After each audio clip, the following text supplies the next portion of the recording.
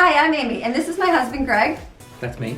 I'm Ashlyn, and I'm married to Paul. That's me. And I'm Connell. I'm Lauren. So, I'm Evan. I'm Jaden. And I'm Brooklyn. I'm Autumn. I'm Jensen. Hi, I'm Madeline. I'm Steven. And we're the Marions. Welcome to our large family vlog.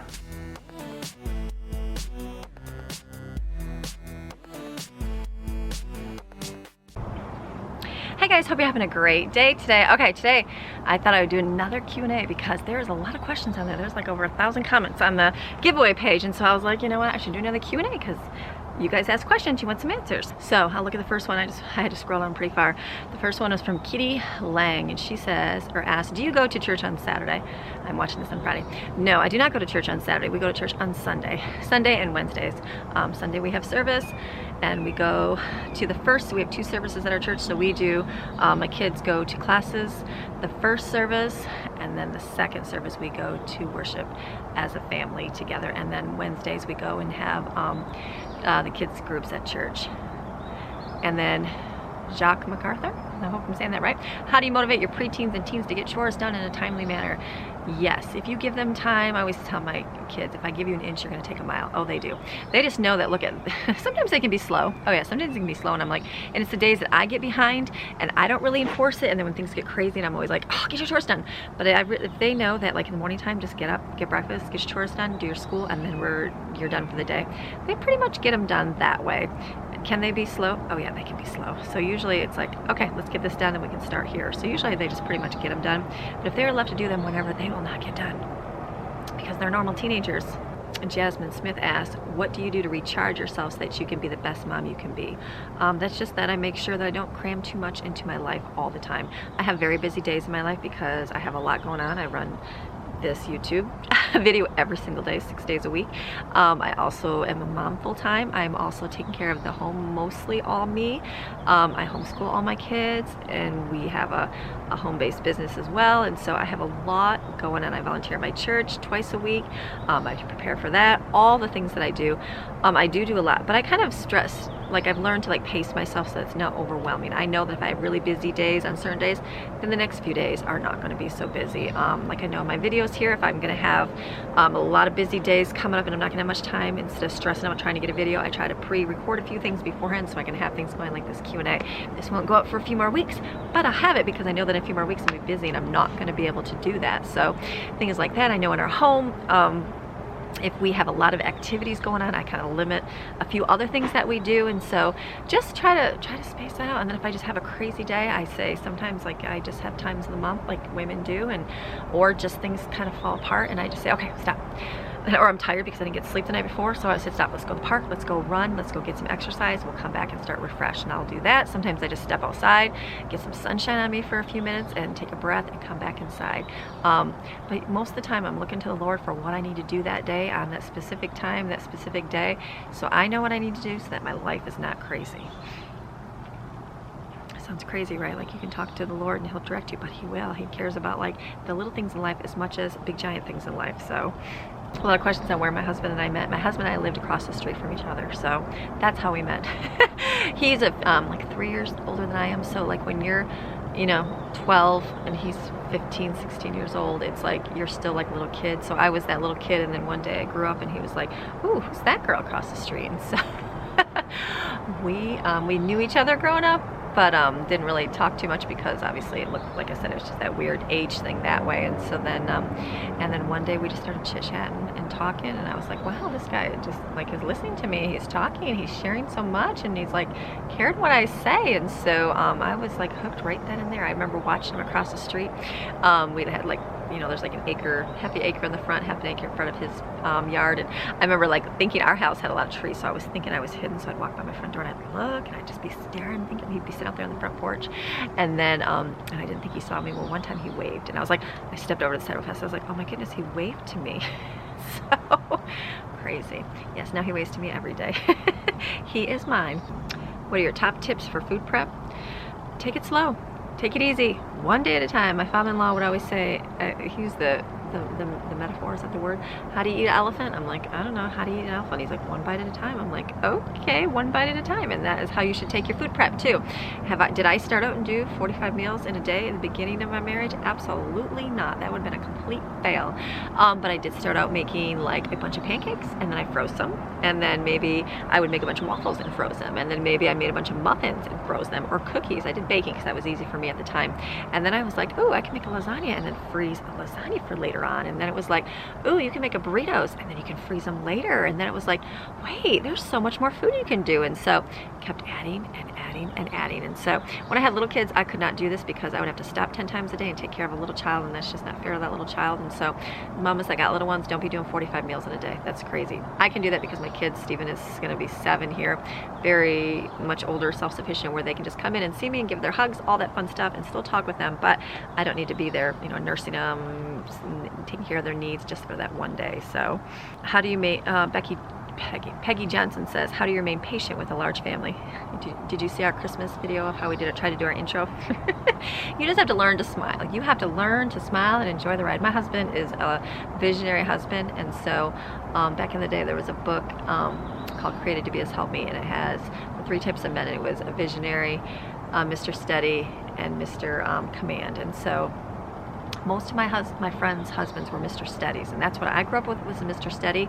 And so I just thought that my life was crazy and that my husband was crazy and maybe I was crazy, and I didn't really know and understand the type of person he was. And so when I read that book, I was like, I mean, I didn't want to read that book. I read it and then I just like got mad at that book. And then I went back and read it again, and I was like, that book changed me. That book changed my marriage, and it changed my outlook on life, because it talked, her husband is a visionary man, and there's very few visionary wives out there. There are some, but not as many as Mr. Steady's. Most of the world is Mr. Steady. They get up and go to work, they do a 9-to-5 job, they do this their whole entire existence of life.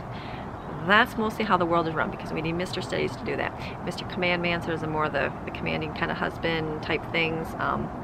Mr. Visionary, I always say, is Mr. Crazy, because you just never know what you're going to do. So, not Mr. Crazy.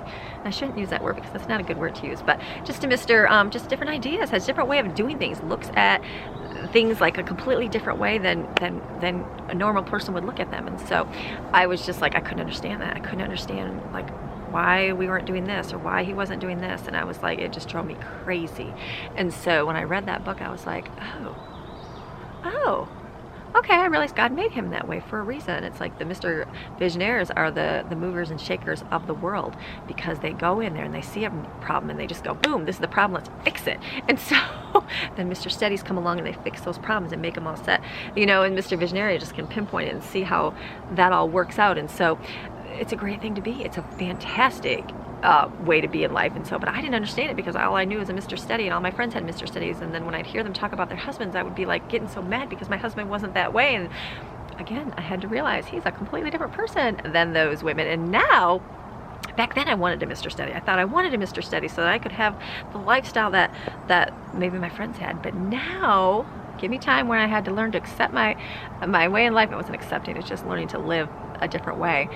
Oh, love the way my life is. Love it the way it is, because I'm in North Carolina. If I had a Mr. Steady, I probably would not be in North Carolina right now.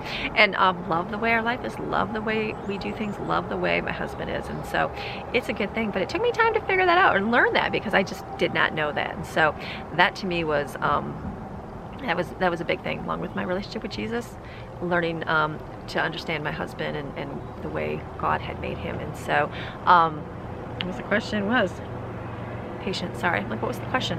And so then it was like, okay, you just learn to roll with it, you just do it and you smile. I know if we were at Dollywood and, you know, things are they weren't like, it was just not the ideal situation, it was just whatever. And I know a couple of the older ones were getting a little frustrated, and I was just like, hey, just gotta laugh and smile and just roll with it, you just gotta do it, no sense stressing on it. So that has been my mentality. It's just, hey, whatever, just roll with it, it's no big deal. Oh, the kids just busted the Christmas ornaments or whatever. Oh, whatever, it's fine, we'll make it work. Because I used to freak out over those things, and now I'm like, that's not what you need to be doing. Okay. 669 Kaya, K-Y-I-A says, what are some, how do you keep your energy level up? I shared that. What are some things that you like to do for fun as a family? Just spend time together. Spend time together. That's usually what we do on the weekends. Sundays, especially we like to go, like when it's warm out, we like to go to the lake. There's a beautiful lake here. We like to go sit on the, we load up that van full of all of our stuff, and we like to go and we go and sit and swim all day long, sit in the sun. I like to sit in the sunshine. Some of my tanner kids like to sit in the sunshine. My white babies, they stay under the sportbrella. We just like to play, just relax, and then Daddy will buy treats, and then we do, we'll take food and we'll grill and make, you know, hamburgers, hot dogs, or chicken, and just enjoy sitting there on the side of the lake and just enjoying the boats going by and just enjoying relaxing time out in nature. That is like our favorite thing to do when it's warmer out, and then that's what we will do pretty much every single weekend. If it's a little bit colder out, then we like to just go hiking, exploring out in the nature. We have a lot of places here we love to go hiking. We'll bring you along when we do them. This year has been a lot more busier year. We've had a lot more going on this year. We haven't done as much, where before we were gone every single weekend, and so it's just, that's what we like to do. We like to be outside doing things. That's our favorite thing to do as a family. Okay, Diane Hackett says, what is your favorite subject to teach your children? My favorite subject is math. I love math. Love it, love it, love it. Love numbers. Love their 100 math multiplication problems. I'm like, come on, let's get it done. I want to do it. No, they're not as fast as Mommy is, but they might get there. I love math. That's my favorite. What is your favorite age with your children? Something I never really thought about. I think that's, I mean, I don't know, because there's so many. It's hard because when you have a lot of little ones, you think that you just want to get out of that crazy age. And then now I see friends that have like little 2 and 3 year olds, and I'm like, oh my goodness, they're so cute. They're starting to talk and they're trying to express themselves. That's so fun. But when I had a 2 and 3 year old, it was like the most stressful time because they couldn't talk and couldn't express themselves. And then it was like when they get to the age where they're starting to become self-sufficient, you know, they're brushing their own teeth, they can get their stuff in bed, they can get their own drink. And then it was like, then when they hit the preteen years, when they're like starting to explore things in life and have questions about things. And then, you know, teenagers, the fun years, they're just learning, exploring, and wanting to do other things, wanting to pursue more in the relationship with Jesus, wanting to talk more of a normal one-on-one conversation. And then like my older teenagers, my adult children, that's a nice age because you can be more of a one-on-one, like more equal. Is that the right word I'm using? Like more of an equal situation because you can relate to a lot of things. And so I think there's a lot of different positives in each. I don't think I have a necessarily one right now. I'm like, oh, the baby stage is so cute, but if I had a baby right now, I'd be like, okay, I got no time. So I guess it's the stage that you're out of that looks the best. What kitchen gadget could you not live without? Oh, hands down, my scissors. You guys know I love my scissors. Scissors. I cut everything with them. But now that my kids are getting older, they're kind of cutting their own things, a few things. So I don't necessarily need that. But I love my scissors, and I love my little what's my kitchen gadget I love? I guess it'd be scissors. I love my cutting knives too. My knives are my favorite thing too. What is your favorite game to play as a family? Right now we're loving Dutch Blitz. That's our favorite thing. And Bernadette McMahon says, do you plan to have more children? As of now, no. If the Lord tells me you're going to have more, like by surprise, then sure, that's great. But I like Stephen here, he told me we're not going to have any more, so I assume we're not having any more. Mary Jean says, do you enjoy cooking as much as it appears in your videos? Absolutely. I love cooking, love doing that. I love being a homemaker. I love all the things about being a home mom. That's what I enjoy doing. What made you start? And then Kimberly McKenzie says, what made you start to do once a month shopping, and why do you do freezer meals and how often? When we were more very budgeted and didn't have a lot of extra money, I realized that shopping once a month was the most budget wise, I'm using that right word. It was the cheapest option. If I bought things in bulk one time, I knew I had enough food for the month because we would budget out our money, and if I spent it all, and then like if I had to go shopping again, if something came up and then we needed money because we were living paycheck to paycheck for a long time, because they're expensive. And so we would just, like if we didn't have money that week, I wouldn't be able to get groceries. So the once a month shopping came up because it was like, okay, I could have all the food I needed, and if I couldn't go shopping anymore, we still would eat. It might not be like everybody's favorite, but we would still eat. So that's when I did it. The reason why I do freezer meals is because it makes my life easier. You'll see if you watch my videos over the past year, every single month, you can look and see certain months I don't do a lot of freezer meals. The beginning of the school year, I do. Summertime, I don't because I don't like to use my oven that much, but I might now because I got my pressure cooker. It just depends on my season of life and what I have going on is why I do what I do. And then Karen Shepard, do you ever get tired of doing all the things you do? I get tired, but I don't get tired like, ugh, I hate what I do. No, I don't do that. I love what I do, all of that stuff. So And then Danielle Carr says, do you have really picky eaters and how do you handle that? Yeah, my kids go through stages just like every kid in the world does. And so some days they're real good and then like next week they won't eat anything. And I'm like, oh, so I always try to have some kind of other option. Sometimes not like a favorite option, like hard-boiled egg or something to say you have to have some protein. So make sure you choose something like that. Rebecca Lim says, my question is, what area of the Carolina Mountains do you live with? We live in Western North Carolina. So they went to Grandfather Mountain today. Okay, cool. That's excited. She, Rebecca, she said her daughter started watching. So yeah, we've been to Grandfather Mountain. It's about an hour, I think of us. We're right in the South Carolina, North Carolina border right there. It's tucked in the mountains. And then what type of work does my husband do? Barber Bell. He is a engineer for a mold shop. So he started out, my husband was a skilled tradesman, didn't go to college, but always learned to work with his hands. And so he started out being a machine builder, and then Darby just went by, being a machine builder, and then worked his way up to like a Bridgeport operator, and then worked his way up to a CNC guy, and then worked his way up more and more to all these things that he's done. And he has worked his way, changing jobs, getting opportunities, and he is actually an engineer without having to be a college graduate, which is pretty cool just because he knows he's done it so much in his life. So he is an engineer. Ann Weber Falk says, thank you very much. Do your hubby think about what things can be like empty nesters? Yeah, we're like freedom. No, I'm just kidding. I guess right now, like, people are like, oh, it's such a hard time in life, and it's such, and I'm like, for me, I'm like, ooh, we would have silence. I would be able to stay in bed for the day. What? I wouldn't have to clean up or do anybody's laundry. Ooh, I could have meal delivery service drop me off food every single week, and I wouldn't even have to go shopping. Call me in. No, I'm just kidding. I don't know what it'll be like. It'll be interesting. I think about that sometimes. I mean, I don't really think like long for it, but I know we're always gonna be busy. We're always gonna have kids. We're always gonna have grandkids, I assume. Things like that. Steven's only 6. He'll be 7 in August. So it's gonna be a long time, probably another 12 years, I would think 13 years before we're empty nesters. So I don't know. I'll just have to watch this video if we do YouTube in 13 years from now to see how that works out. But I could get used to like an easier, like we do the once a month shopping, I do the once a month freezer. I look forward to not that I look forward, I guess not to do it as much would give me more time to do other things. So who knows what I'll do. I don't know, maybe I'll do more videos, maybe I'll do more set up stage videos. I have a nice little table. One of my viewers suggested putting a table out here with chairs and having it like little, like with the backdrop and all these fun things. Maybe I'll have time to do like things like that. I'll have time to do a stage video for you guys. Not the dirt mountain background. Okay, Snow White says, I love Lauren's sweatshirt. I'm guessing it's Frankenmuth, Michigan. Yes, we lived in Michigan. We went to Frankenmuth every year, twice a year, probably 3-4 times a year. My husband and I had our honeymoon there in Frankenmuth. Love Frankenmuth. Love it, love it, love it. Love the fudge, love going to the cheese house, love doing all those things, love going into the arcade, love going to Bronner's, the Christmas store, going and walking through all those fun things. We have the bulbs with the kids' names. All that fun stuff. Love Frankenmuth. Lisa Grasty, you asked, what is my favorite age group to teach at church? I do the elementary age kids, and so it's kind of cool because now I'm like, I get the opportunity to teach different grade levels, and so like usually I just did like the 3rd through 5th grade girls, and that was fun. And then I did like the 1st and 2nd grade girls one time, and I was like, oh, that's a fun age. And then I had the chance one time to do the boys, and in my head I was like I did the 1st and 2nd grade boys one time, and I was like, oh, they are busy, and they are busy boys, and that's fine.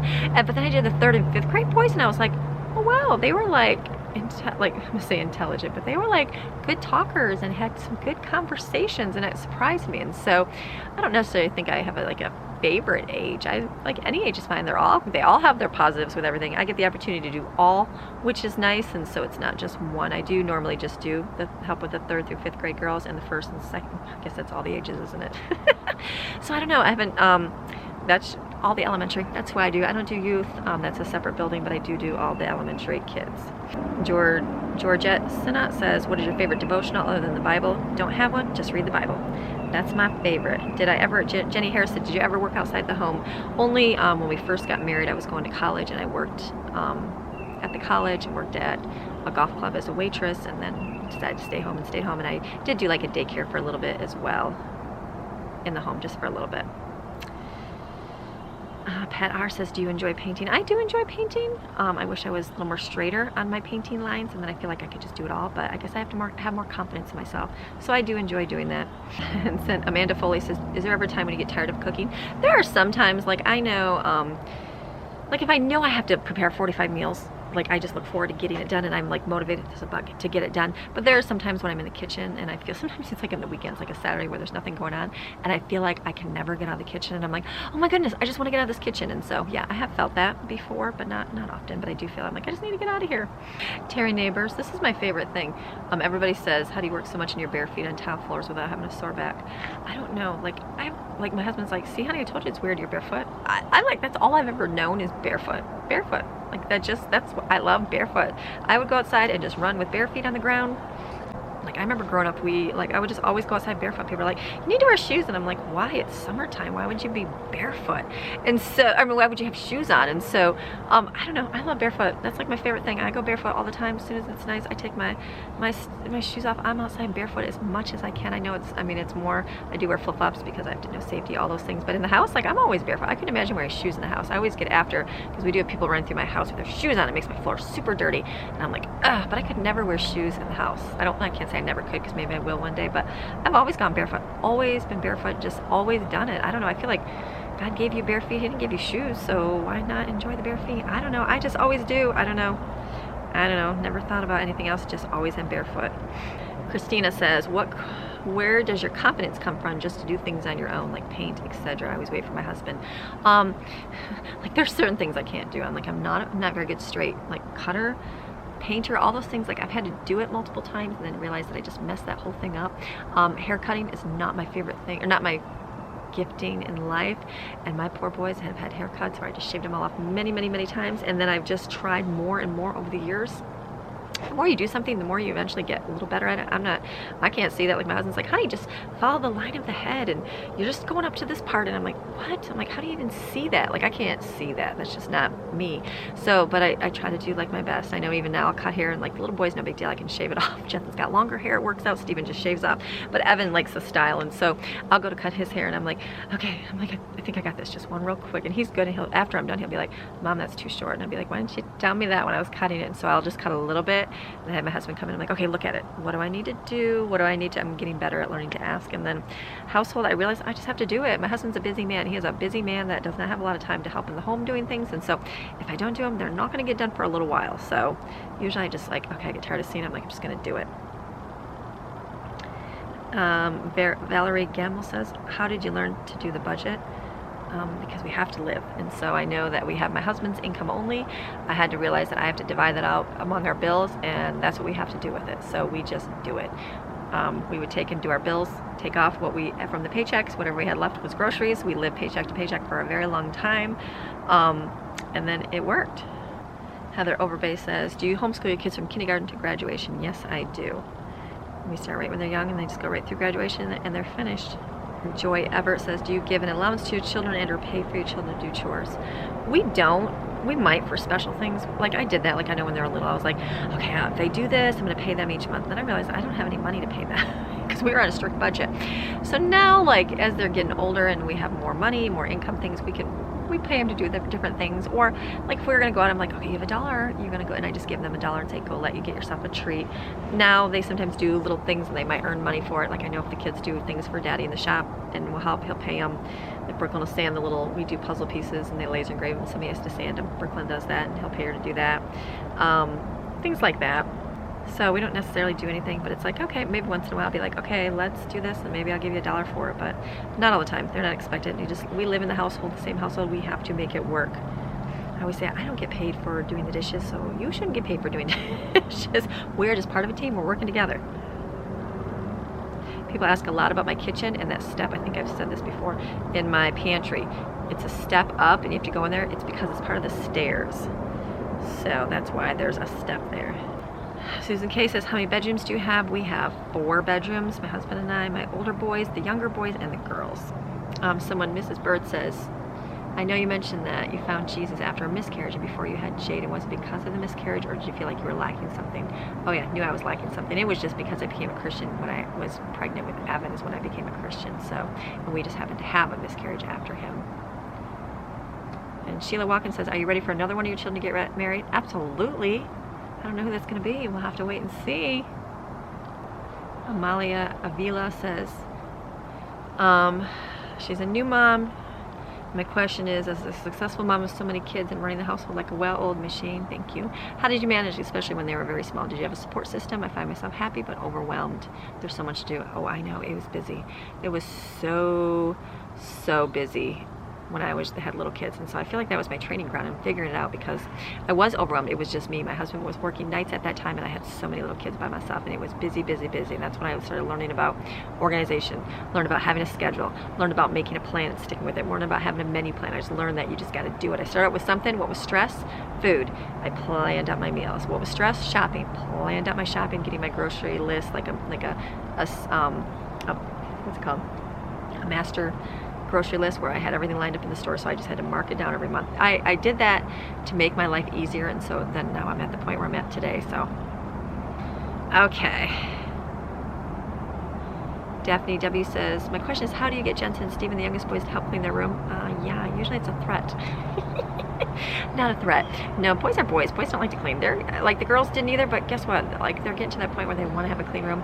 The boys probably will get there as well. They'll learn to clean up, but it's not their favorite thing to do. They just don't understand the concept of how to organize it. So, and Steven always in the blue jammies. Yeah, he loves blue jammies. My kids love jammies. My boys love jammies. They can wear jammies all day long, and I don't care. Clothes, whatever, you're comfy. That's fine for me.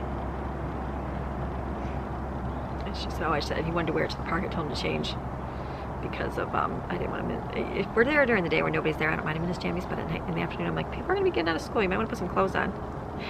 So fun. Lois says, with all the people in your home, why does it seem like you all do all the work? Because this is my YouTube video, so I do the recording.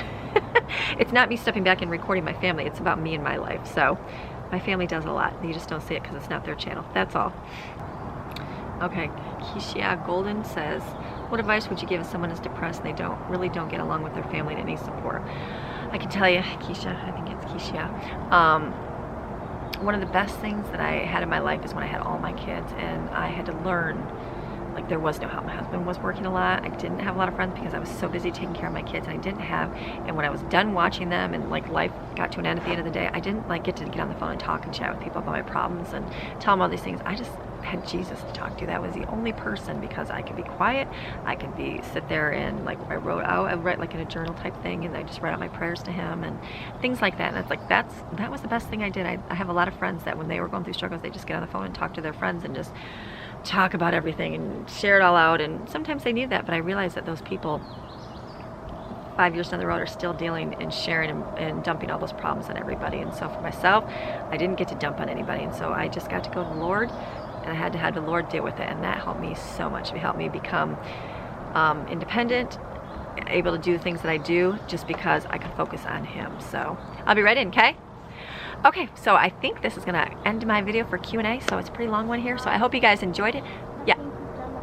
Oh, okay, I'll be right there. Okay, so I hope you enjoyed today's video, this little Q&A. So hopefully I think I went through not all the questions, but a lot of them, because a lot of them are repeats. So I'm gonna have to do another giveaway here soon. I'm thinking I'm gonna have to real soon. Okay, so you guys have a fantastic day, and we'll see you tomorrow. Okay, bye.